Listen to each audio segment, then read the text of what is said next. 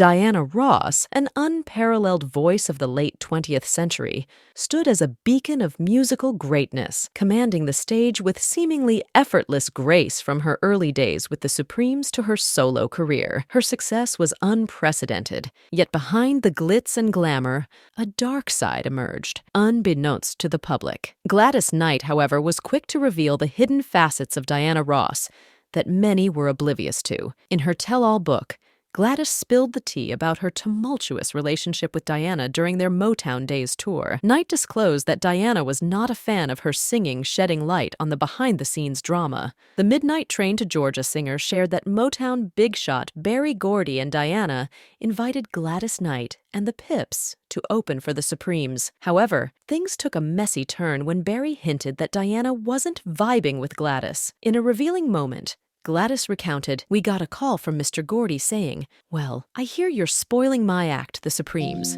Gladys responded, defending their intentions, 'Well, Mr. Gordy, that's not what we're about. You know, we're just doing our show.' Despite the explanation, Berry unexpectedly gave Gladys and the Pips the boot from the tour, leaving them blindsided by the decision. 'Well, I think you guys should just come on back home tomorrow,' recalled Gladys Knight, reflecting on the abrupt end to their tour. And so they returned home, and that was the name of that game, as recounted by Gladys. When questioned about whether Diana Ross had ever been mean to her, Gladys Knight candidly responded, 'Well, I'm not a liar. I know that she wasn't the happiest with me.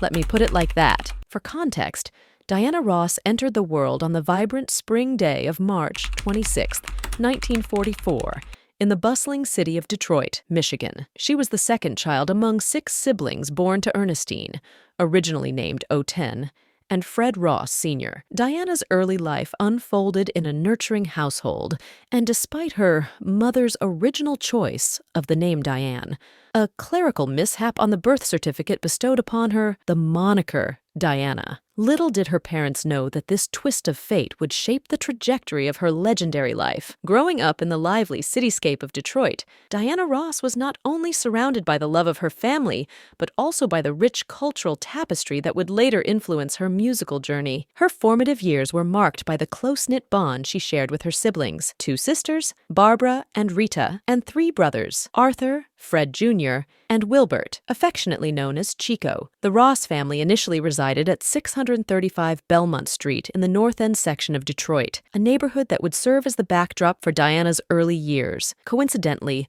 her neighbor on Belmont Saint was none other than Smokey Robinson, a prelude to the musical connections that would play a significant role in shaping her future. At the tender age of 7, Diana Ross faced an unexpected twist of fate when her mother, Ernestine, fell gravely ill with tuberculosis. In the face of adversity, the Ross family made the heart-wrenching decision to send the children to live with Ernestine's parents, the Reverend and Mrs. William Moten, in Bessemer, Alabama. This marked a time of separation, a period laden with the challenges of distance and the uncertainty of health. Fortunately, Ernestine's eventual recovery paved the way for the joyous reunion of the Ross family, a poignant chapter in Diana's early life. As Diana continued to mature, her family underwent a series of relocations within Detroit. By the age of 14, in 1958, the Ross family found themselves settling in the working-class Brewster Douglas housing projects, signifying a shift in their socio-economic landscape. Their new home on St. Antoine Street became a crucible for Diana's dreams and aspirations. Enrolling in Cass Technical High School, Diana embarked on a journey of self-discovery and artistic exploration. Driven by her passion for fashion, Diana immersed herself in classes ranging from clothing design to millinery, pattern making, and tailoring. A young dreamer with aspirations of becoming a fashion designer, she devoted evenings and weekends to extending her pursuits beyond the classroom. Modeling and cosmetology classes became integral to her routine, fueled by an innate desire to explore every facet of her creative potential. Notably, this period saw her develop skills in hairdressing, providing services to her neighbors for additional income. The year 1960 marked a pivotal moment in Diana's life when she secured a position as the first African-American busgirl at the downtown Detroit store of Hudson's, marking a significant step into the workforce. However, Diana's entrepreneurial spirit did not stop there. In addition to her role at Hudson's, she ventured into providing hairdressing services to her neighbors, showcasing her determination to carve out a place for herself in the world. In the pivotal year of 1962, Diana Ross reached a significant milestone in her academic journey as she proudly graduated from high school. Armed with a solid foundation in both academics and her burgeoning creative pursuits, she stood at the threshold of a future yet to unfold. Simultaneously, Diana's journey into the realm of music had already begun. At the tender age of 15, she joined the Primettes, a sister group to the Primes, under the management of Milton Jenkins. Introduced to the world of music, Diana's talent captured the attention of music manager Milton Jenkins through Primes member Paul Williams. The Primettes, consisting of Florence Ballard, Mary Wilson, and Betty McClone, set forth on a path that would eventually lead them to the esteemed halls of Motown Records. The turning point for the Primettes came in 1960, when they emerged victorious in a talent competition in Windsor, Ontario. This triumph caught the eye of A&R executive and songwriter Robert Bateman, who extended an invitation for them to audition for Motown Records. Initially, Motown's founder, Berry Gordy, had reservations about signing the young and budding group. However, fate intervened at a critical juncture, manifesting in the form of Diana Ross's voice. As Berry Gordy recalled in his autobiography, To Be Loved, the moment he heard Diana singing There Goes My Baby, her voice stopped him in his tracks. This serendipitous encounter set in motion a series of events that would not only shape Diana's destiny, but also leave an indelible mark on the entire music industry. Motown Records, destined to become an iconic label defining an era, became the home for the Primettes, who had now transformed into the Supremes. Their journey at the Hitsville, USA headquarters became a daily ritual as the group contributed to Motown's recordings, providing hand claps and background vocals. Diana's versatility shone even in these early days, as she not only served as the lead singer, but also took on roles as the group's hairstylist, makeup artist, seamstress, and costume designer. In late 1960, the Supremes, with a lineup change that included Barbara Martin replacing Betty McClone, were granted the opportunity to record their own songs at the Hitsville studio. The Supremes' recordings, featuring songs penned by Smokey Robinson, then the vice president of Motown, initially garnered regional success. However, it wasn't until January 1961 that the group experienced a pivotal moment in their journey to nationwide recognition. Berry Gordy agreed to sign the group on the condition that they change their name. Florence Ballard, the sole member present at the studio during this decision-making moment, chose the name Supremes from a list, ensuring a distinctive identity for the group. On January 15, 1961, the Supremes were officially born. A year later, the group underwent a lineup change with Barbara Martin's departure, leaving Diana Ross, Florence Ballard, and Mary Wilson as a trio. In late 1963, the Supremes achieved their first hit with When the Love Light Starts Shining Through His Eyes, a harbinger of the chart-topping success that would follow. June 1964 marked a significant milestone as the Supremes, while on tour with Dick Clark's Cavalcade of Stars, scored their first #1 hit with Where Did Our Love Go? This marked the commencement of an unparalleled era of success for the trio. Between August 1964 and May 1967, Ross, Wilson, and Ballard lent their voices to 10 #1 hit singles, all of which also made the UK Top 40. The Supremes became a cultural phenomenon, captivating audiences both domestically and abroad, solidifying their status as Motown's most successful vocal act throughout the 60s. However, with success came its own set of challenges. From the outset, Florence Ballard and Diana Ross contended for the role of the group's lead singer. Otis Williams of The Temptations noted that Florence's voice had a real depth of feeling and a strong, churchy sound. He added, When she opened her mouth to sing, you sat up in your chair. In contrast, Diana had a small, high-pitched voice and a girlish demeanor. Berry Gordy, however, firmly believed that Diana would have a greater appeal to white audiences than Florence Ballard, as Berry Gordy increasingly elevated Diana into the lead spot. Tensions mounted between the two women. The once high-spirited Florence became increasingly sullen and testy. Florence initially regarded Berry Gordy as a father figure, and their relationship began as a mentorship. However, it didn't take long for Berry Gordy's romantic attraction to Diana Ross to become obvious to those both inside and outside the group. Florence felt betrayed, not necessarily by the romantic relationship between Berry and Diana, but by the fact that she was being reduced to a backup singer in a group she had helped create. Berry was pushing his lover to the forefront, a strategic move for the label. Unfortunately, Florence's friend Diana, focused on her own ambition, didn't pause to consider Florence's feelings. Over time, Florence Ballard, who had initially been a leading force in the Supremes, found herself gradually sidelined. The incident in Las Vegas, where Florence pulled a knife on her husband during a domestic dispute, marked a turning point. While part of a broader pattern of personal struggles, this incident intensified the strains within the group. Florence's departure from the Supremes in 1967 marked the end of an era, with Cindy Birdsong taking her place.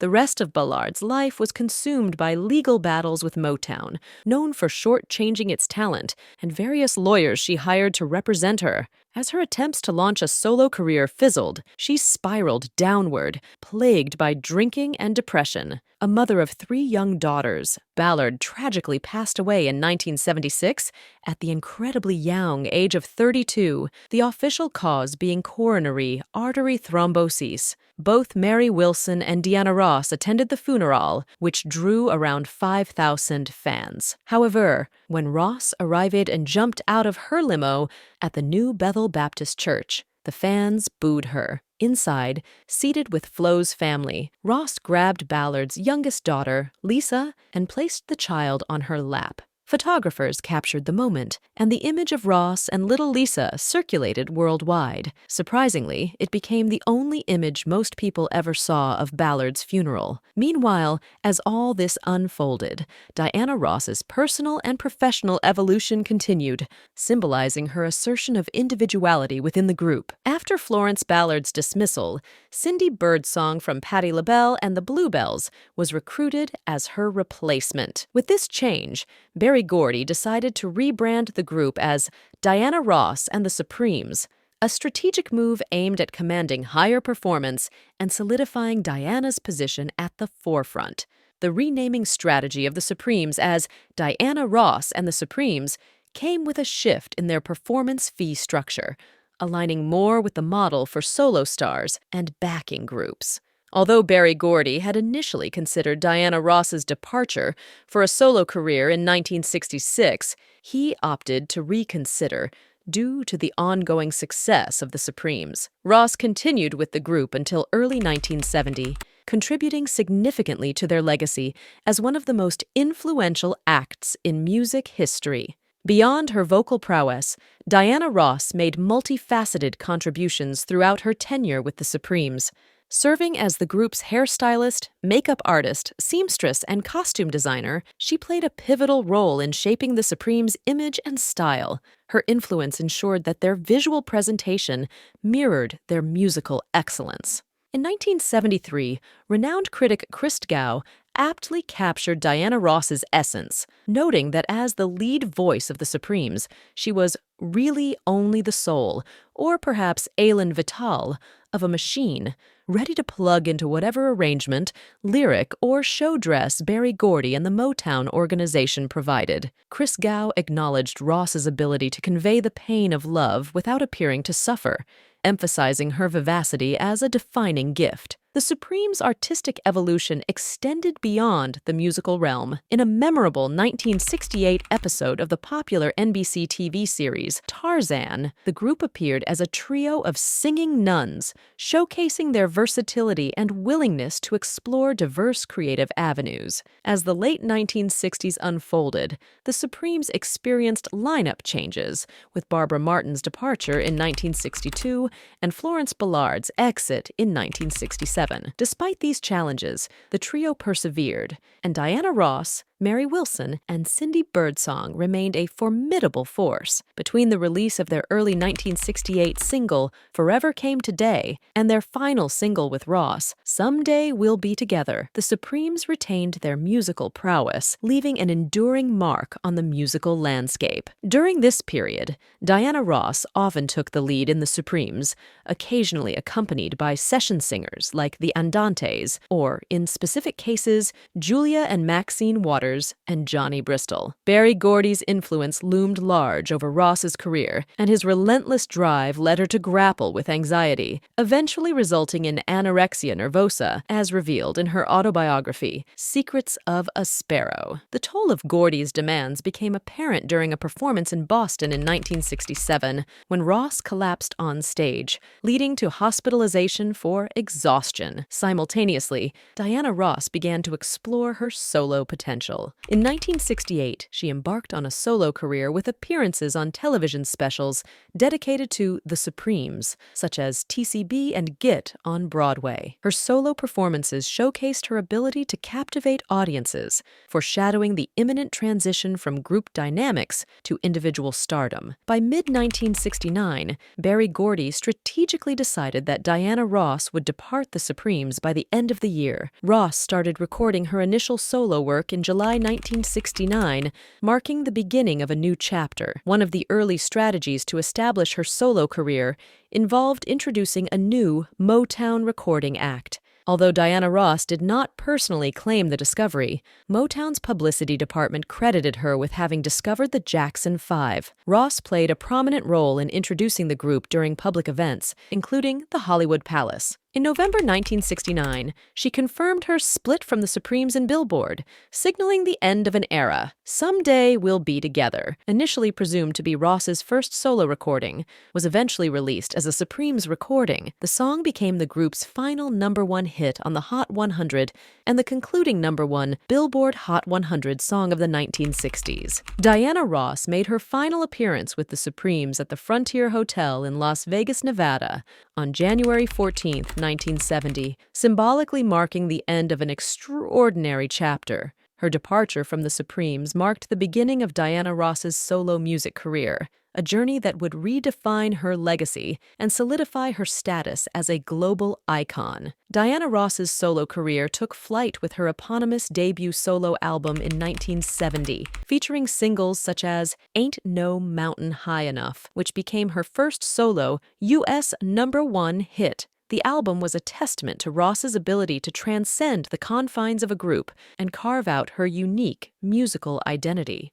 Her second solo album, Everything is Everything, in 1970, continued to showcase the diversity of Ross's talent, spawning her first UK #1 single, the poignant ballad I'm Still Waiting. This period marked the beginning of a prolific solo career characterized by chart-topping hits, critically acclaimed albums, and groundbreaking achievements. Diana Ross's solo journey unfolded with a series of record-setting worldwide concert tours, highly watched primetime TV specials, and a string of hit albums. Albums like Touch Me in the Morning, 1973, Mahogany, Diana Ross, and Diana showcased her ability to maintain both commercial success and critical acclaim. The 1981 duet, Endless Love, with Lionel Richie, further solidified Ross's solo career, making her the female solo act with the most #1 songs in the United States at that time. This collaboration underscored Ross's enduring appeal and her ability to seamlessly transition between genres.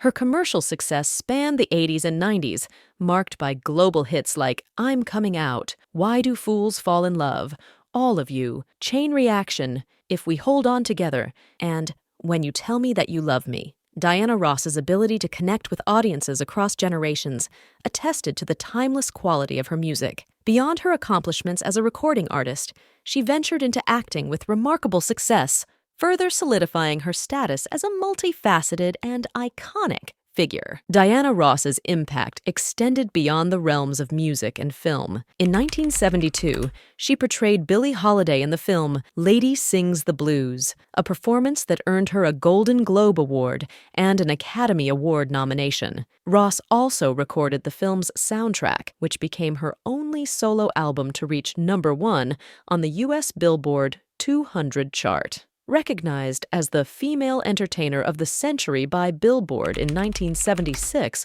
Ross's influence endured over the years. Since the inception of her solo career in 1970, she has released 25 studio albums, numerous singles, and compilations, collectively selling over 100 million records worldwide. Diana Ross holds a unique distinction as the only woman artist to have had #1 singles on the Billboard Hot 100 as a solo artist, part of a duet, as a member of a trio, and as an ensemble member. In 2021, Billboard ranked her as the 30th greatest Hot 100 artist of all time, affirming her enduring impact on the music industry. Her chart-topping success as both a supreme and a solo artist positioned Ross among the top 5 artists on the Billboard Hot 100 singles chart from 1955 to 2018. In the UK, she achieved a top 10 hit in every decade, from the 1960s to the 1990s, demonstrating her sustained relevance in international markets. Diana Ross's illustrious career culminated in her induction into the Rock and Roll Hall of Fame in 1988 as a member of the Supremes. She remains one of the rare performers to have 2 stars on the Hollywood Walk of Fame. Acknowledgments for her contributions to the arts include a special Tony Award in 1977, the Kennedy Center Honors in 2007, and the Grammy Lifetime Achievement Award in 2012 and 2023, making her the first woman to win the award twice, the latter as a member of the Supremes. In 2016, Diana Ross received the Presidential Medal of Freedom, the highest civilian award in the United States, recognizing her extraordinary contributions to music, entertainment, and culture. As an artist, she transcends mere musical genres, emerging as a cultural icon and trailblazer who shattered barriers and redefined the possibilities for women in the entertainment industry. Her enduring legacy continues to inspire generations, solidifying her status as one of the greatest and most influential artists in the history of popular music. Despite her many accolades, Ross acknowledges falling short of mastering the art of humanity, underscoring the complexities that come with her extraordinary journey.